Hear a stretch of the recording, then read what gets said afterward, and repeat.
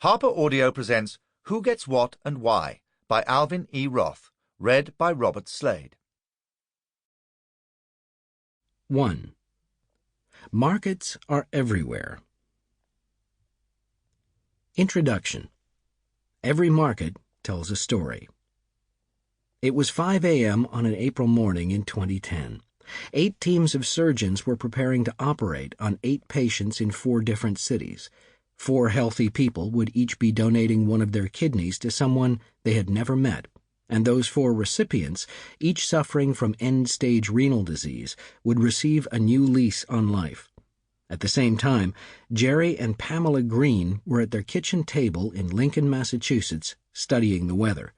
They were soon to fly as volunteers in their own small airplane to Lebanon, New Hampshire, to pick up one of those kidneys, take it to Philadelphia, pick up another kidney there, and take it to Boston. 2 other pilots would transport the other 2 kidneys. Because they identified their flight with the call sign Lifeguard, signifying medical urgency, the air traffic controllers would take them, no questions asked, right through one of the world's busiest airspaces, down the Hudson River and over Newark Airport, on their way to Philadelphia, where they would be scheduled to land immediately.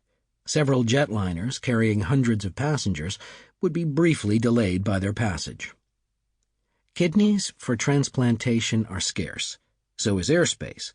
An airliner uses several $100s per minute in fuel, and only one airplane can occupy a given block of airspace at a time. Passengers' time is also costly.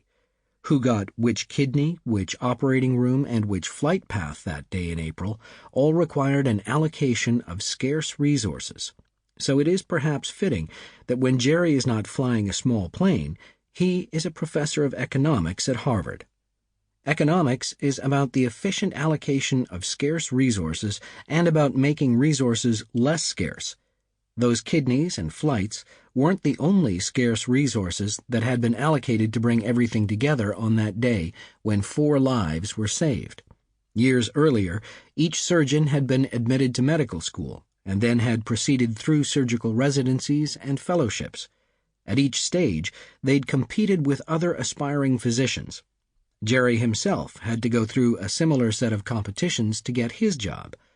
Before embarking on their professional training, Jerry and the surgeons had been admitted to colleges, and before that, Jerry had been admitted to Stuyvesant, New York City's most selective public high school.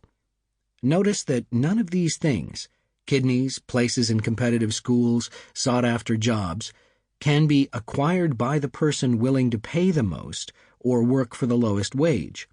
In each case, a match must be made.